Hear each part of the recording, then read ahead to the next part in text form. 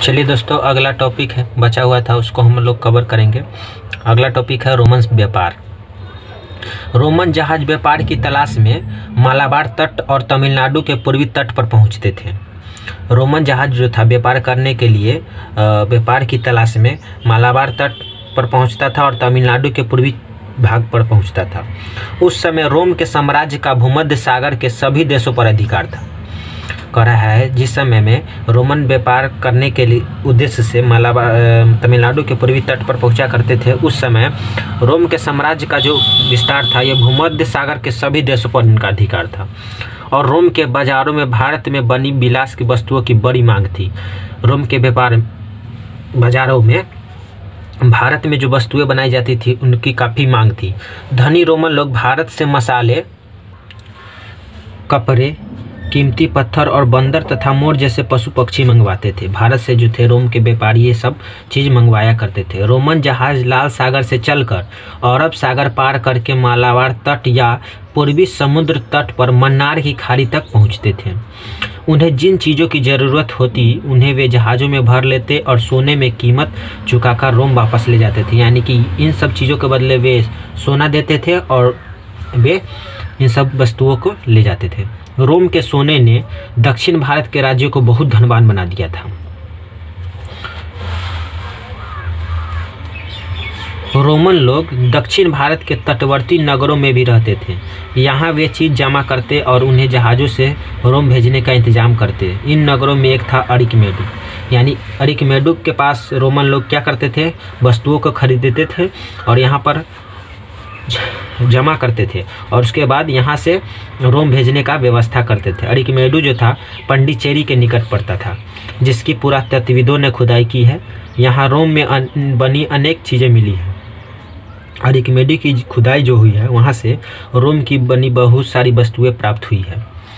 इन बंदरगाहों में से जहाज दक्षिण पूर्व एशिया के देशों को भी जाते थे और कुछ भारतीय व्यापारी चीन के साथ भी व्यापार किया करते थे। मतलब कुछ भारत के जो व्यापारी थे ये चीन के साथ भी व्यापार करते थे। यद्यपि समुद्री यात्राओं में कठिनाइयाँ थी, फिर भी खतरों का सामना कर सकने वाले लोगों की कमी नहीं थी। अब दक्षिण भारत का माल जो था उत्तर भारत में भी पहुंचता था। दक्षिण से होने वाली कीमती पत्थरों के निर्यात के कारण दक्षिणी राज्य बहुत धनी हो गया था। दक्षिणी राज्य जो था काफ़ी धनवान हो चुका था। अब हम पढ़ेंगे जनजीवन इनके बारे में कि उनका जनजीवन कैसा था। तो दक्षिण भारत के अधिकांश लोग गांव में रहते थे। दक्षिण भारत के जो लोग बसा करते थे वे कहाँ बसते थे, तो गांव में बसते थे। पहाड़ी इलाकों में जहाँ खेती करना कठिन था लोग पशु पालते थे। यानी कि दक्षिण भारत के लोग जो थे पशु ज़्यादा पालन करते थे। ज़्यादातर व्यापारी और शिल्पी नगर में रहा करते थे। ऐसे कुछ नगर समुद्र तट पर थे जहाँ से व्यापार सुगम था। राज्य का शासन चलाने में सलाहकार ब्राह्मण राजा को सहयोग देते थे। राजा जो राज्य चलाता था, शासन व्यवस्था, उसमें सलाहकार जो था ब्राह्मण होता था। सभी प्रमुखों की एक आम सभा होती थी जिसमें विभिन्न मामलों पर विचार विमर्श होता था, जैसे किसी से युद्ध किया जाए या नहीं, अथवा किसी अपराध के लिए किसी व्यक्ति को दंड दिया जाए या नहीं आदि। राजा किसानों, पशुपालकों, कारीगरों और व्यापारियों से कर वसूल करता था। व्यापारी जब एक स्थान से दूसरे स्थान माल ले जाते थे तो उनसे भी कर लिया जाता था।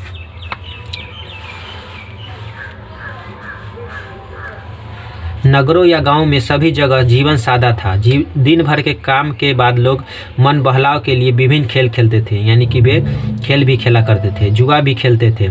नृत्य, संगीत और काव्य पाठ लोकप्रिय थे। विभिन्न प्रकार के संगीत वाद्यों का उपयोग होता था, जैसे बांसुरी, तंतु वाद्य और मृदंग। दिन और रात के विभिन्न पहरों के लिए अलग अलग किस्म के विशिष्ट संगीत का आयोजन होता था। अब हम लोग अगला टॉपिक पढ़ेंगे धर्म के बारे में कि उन लोगों का धर्म किस प्रकार का था या कौन सा धर्म मानते थे वे। तो उत्तर के धार्मिक विचार जैसे वैदिक देवताओं की पूजा और बौद्ध तथा जैन धर्मों के सिद्धांत दक्षिण के लोगों को ज्ञात थे। यानी कि वे लोग भी इन सब धर्मों से परिचित थे।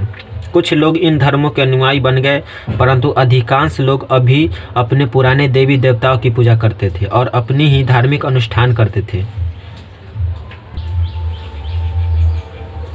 मुरुगन जो उत्तर में कार्तिकेय या स्कंद के नाम से प्रसिद्ध था, तमिल लोगों का सबसे प्रसिद्ध देवता था। क्वेश्चन आएगा कि तमिल लोगों का सबसे प्रसिद्ध देवता कौन था? तो मुरुगन, जिसको कार्तिकेय या स्कंद के नाम से भी जाना जाता था। उसे पर्वतवासी देवता समझा जाता था। वह युद्ध और शौर्य का देवता था। दक्षिण भारत में युद्ध और शौर्य का देवता कौन था? तो मुरुगन था, कार्तिकेय था या स्कंद था। ये पर्वतवासी देवता था, यानी कि ये पर्वत पर निवास करते थे।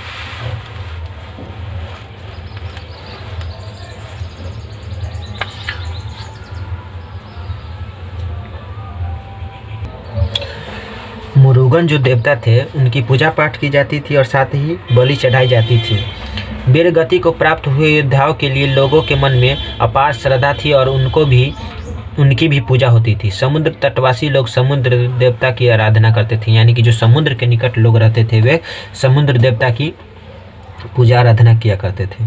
ईसा की 6ठी सदी में पल्लव राज्य की स्थापना होने तक तमिल लोग कई सदियों तक इसी तरह का जीवन व्यतीत करते रहे। अब अगला टॉपिक हम लोग पढ़ेंगे ईसाई धर्म के बारे में। ईसाई धर्म आख्यान है कि ईसा की पहली सदी में पश्चिमी एशिया में एक नए धर्म का उदय हुआ और वह भारत में पहुंचा। यह था ईसाई धर्म। ईसाई धर्म का जो उदय था ये ईसा की पहली सदी में हुआ था, जिसकी स्थापना ईसा मसीह द्वारा की गई थी। यह पहले के यहूदी धर्म पर आधारित था। यहूदी धर्म में एक ईश्वर की पूजा को महत्व दिया गया था।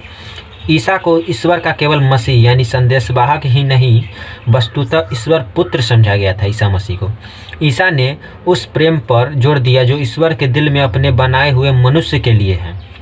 मनुष्यों को चाहिए कि वे सदाचारी जीवन व्यतीत करें। मृत्यु के बाद उनकी आत्माएं स्वर्ग में जाएंगी और वहाँ पुनः उनका ईश्वर से मिलन होगा। ईसाई धर्म अपने विभिन्न रूपों में समूचे यूरोप में फैल गया और वहाँ यह प्रमुख धर्म बन गया। भारत में ईसाई धर्म सबसे पहले मालाबार तट के लोगों और आधुनिक चेन्नई के नज़दीक के क्षेत्र में फैला था। इसको याद रखेंगे दोस्तों कि भारत में जो ईसाई धर्म था सबसे पहले कहाँ फैला? तो मालाबार तट के लोगों में के बीच और आधुनिक चेन्नई जो पड़ता है उसके नज़दीक फैला था।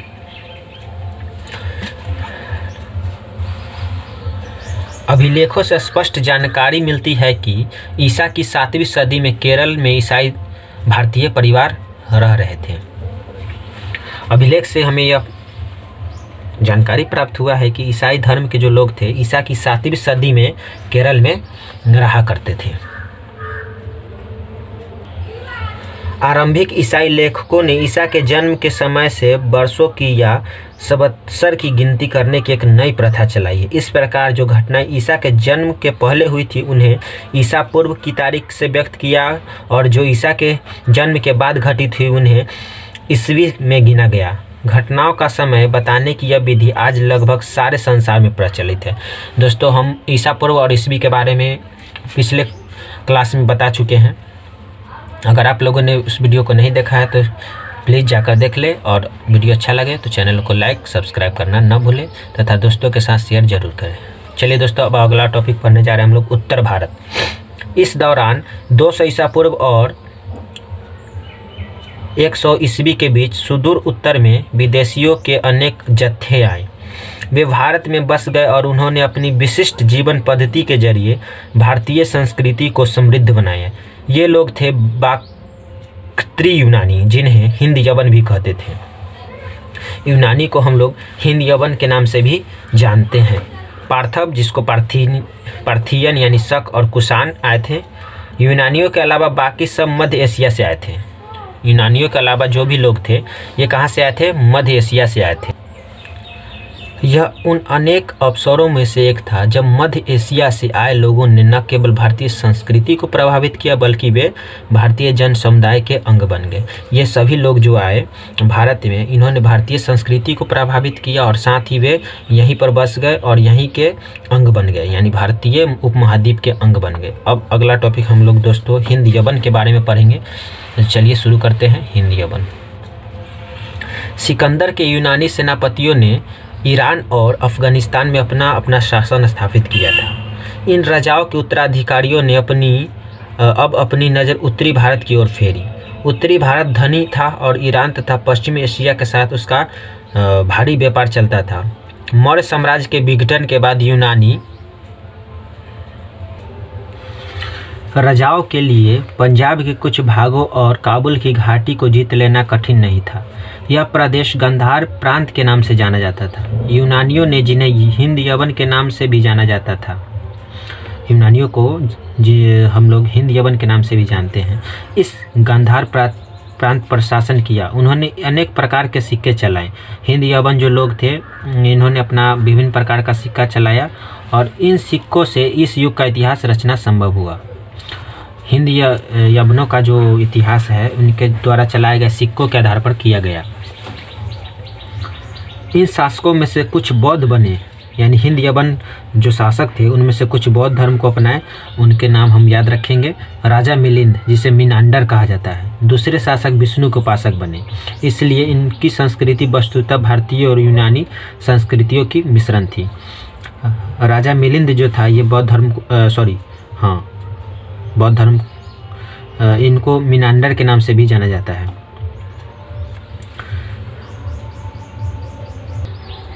अब हम लोग कुषाण के बारे में पढ़ेंगे। कुषाण, जिनका मूल निवास स्थान चीनी तुर्कमेनिस्तान में था, इसको आप लोग नोट डाउन कर लेंगे, ये इम्पोर्टेंट है कि कुषाणों का जो मूल निवास स्थान था ये कहाँ था? चीनी तुर्कस्तान में था। ईसा की पहली शताब्दी में अफगानिस्तान में पहुँचे और हिंद यवनों, पार्थवों तथा शकों को खदेड़कर खुद तक्षशिला और पेशावर में जम गए। कुषाण जो थे, बाद में उन्होंने समूचे पंजाब के मैदान पर अधिकार कर लिया और धीरे धीरे गंगा के मैदान के पश्चिमी भाग पर भी कब्जा जमा लिया। मथुरा उनके राज्य के दक्षिणी भाग का एक प्रमुख केंद्र था। राज्यों को प्रांतों में विभक्त किया गया था तथा और क्षत्रप या गवर्नर इनका शासन संभालते थे। राज्य जो था कुषाण काल में इनको प्रांतों में बांटा गया था और उनका जो शासन चलाते थे, ये कौन चलाते थे? गवर्नर शासन चलाते थे। कुषाण राजा कनिष्क ने उत्तर भारत में अपने राज्य को सुदृढ़ बनाने के लिए बहुत प्रयत्न किए। वह अपनी सेनाएं उत्तर में मध्य एशिया तक ले गया था और उसे एक पराक्रमी राजा समझा जाता था। मध्य एशिया में हुन साम्राज्य की चीनी सेनाओं के साथ कुषाणों की मुठभेड़ हुई, यानी कि मध्य एशिया में जो था कुषाणों की युद्ध किसके साथ हुआ? तो हुनों के साथ हुआ। मथुरा के संग्रहालय में कनिष्क की भूमध्य सागर की ओर ये मार्ग ईरान और इराक होकर गुजरता था। इन्हीं मार्गों से अरब सागर खाड़ी क्षेत्र और लाल सागर जुड़े हुए थे। भारत और सिकंदरिया, मिस्र में नील नदी के मुहाने पर पड़ता था यह शहर, के बीच लंबी दूरी होने के बावजूद सिकंदरिया के बंदरगाह के साथ भारत के व्यापार में वृद्धि हुई। इस व्यापार के कारण तक्षशिला, मथुरा और उज्जैनी जैसे नगरों का महत्व और भी अधिक बढ़ गया। अब हम लोग पढ़ेंगे कला के विषय में। पश्चिमी एशिया के साथ संपर्क बढ़ने के कारण उत्तर भारत के नगरों में यूनानी मूर्तिकला का प्रवेश मिला। इनमें यूनानी तथा रोमन देवताओं की और भूमध्य सागर के लोगों की मूर्तियाँ थीं। गंधार प्रदेश के भारतीय कलाकारों की मूर्तिकला की इस नई शैली में दिलचस्पी बढ़ी और इससे वे प्रभावित भी हुए। उनकी बनाई हुई बुद्ध की मूर्तियाँ और बुद्ध के जीवन से संबंधित दृश्य पटल यूनानी शैली से मेल खाते हैं। यह शैली गंधार कला के नाम से जानी जाती है। ये गंधार शैली के विषय में दोस्तों यूपीएससी में भी पूछा गया है, कई बार से जानी जाती है। यह कला शैली न केवल आधुनिक पंजाब और कश्मीर जैसे क्षेत्रों में लोकप्रिय थी बल्कि आधुनिक अफगानिस्तान में भी थी, क्योंकि गंधार शैली की कला के अनेक अवशेष वहां से मिले हैं। मथुरा में दूसरे मूर्तिकार थे जिन्होंने अपनी एक अलग शैली का विकास किया, परंतु उन्होंने यूनानियों की नकल नहीं की। हालांकि उन्होंने भी बुद्ध की मूर्तियाँ बनाई। इसे मथुरा शैली की कला कहते हैं। धर्म कला के बारे में दोस्तों हम पिछले वीडियो में बता चुके हैं कि गंधार कला क्या था और मथुरा शैली कला क्या था। अब धर्म के बारे में हम लोग पढ़ेंगे दोस्तों। ये मूर्तियाँ केवल बुद्ध की ही नहीं बल्कि उन अनेक बोधिसत्वों की भी थी जिनका बौद्ध लोग सत्कार करते थे। बोधिसत्व उन त्यागी पुरुषों को कहा जाता है जो इस धरती पर बुद्ध से पहले पैदा हुए थे। जातक ग्रंथों में बोधिसत्वों के बारे में अनेक कथाएं हैं। इस समय तक बौद्ध धर्म में काफ़ी परिवर्तन हो गया था अब वह सरल धर्म नहीं रह गया था जिसका बुद्ध ने उपदेश दिया था। अब यह दो संप्रदायों में बट गया था। बौद्ध धर्म जो था दो संप्रदायों में बट गया था, महायान और हीनयान। महायान और हीनयान दो भाग में बट गया था। कौन? बौद्ध संप्रदाय। महायान संप्रदाय में अनेक प्रकार के अनुष्ठानों का प्रचलन था और बोधिसत्वों की पूजा की जाती थी। महायान में बोधिसत्व की पूजा की जाती थी और अनुष्ठानों का प्रचलन था। इसमें महायानी बौद्ध भिक्षु शक्तिशाली बन गए थे, परंतु भारत में अब भी ऐसे लोग थे जो इस तरह के बौद्ध धर्म को नहीं मानते थे। वे हीनयानी बौद्ध कहलाए। महायानी बौद्धों ने धर्मदूतों की मंडलियां चीन भेजी। महायान के जो लोग थे वह चीन में अपने दूत मंडलों को भेजा अपना प्रचार प्रसार के लिए। ये धर्म प्रचारक भारतीय व्यापारियों के साथ यात्रा करने चीन पहुँचे। इस तरह जल्दी ही मध्य एशिया और चीन में बौद्ध धर्म फैलता गया। पश्चिम एशिया के साथ भारत के संपर्क का एक और परिणाम निकला। भारतीय ज्योतिषियों ने यूनानी ज्योतिषियों का तुलनात्मक अध्ययन किया। फलस्वरूप भारतीय ज्योतिष ने प्रगति की। इससे ज्योतिष के वैज्ञानिक अध्ययन को बढ़ावा मिला। यद्यपि बाद में भविष्य कथन के लिए इसका दुरुपयोग किया गया। चिकित्सा एवं शल्य संबंधी ज्ञान में भी वृद्धि हुई, जैसा कि चरक संहिता और सुश्रुत संहिता ग्रंथों से पता चलता है। ज्योतिष, चिकित्सा और गणित के क्षेत्र की भारतीय विद्वानों की उपलब्धियों को बड़ा सम्मान मिला। चलिए दोस्तों, इसके साथ यह चैप्टर यहीं पर समाप्त होता है। अगले चैप्टर हम जल्द ही लाएंगे। तो दोस्तों, अगर आपको वीडियो अच्छा लगे तो लाइक करें, शेयर करें और सब्सक्राइब जब अच्छा लगे वीडियो तो करें, और वीडियो अच्छा ना लगे तो कमेंट करें कि क्यों अच्छा नहीं लगा, तो उसमें हम सुधार करने की कोशिश करेंगे। थैंक यू दोस्तों, धन्यवाद।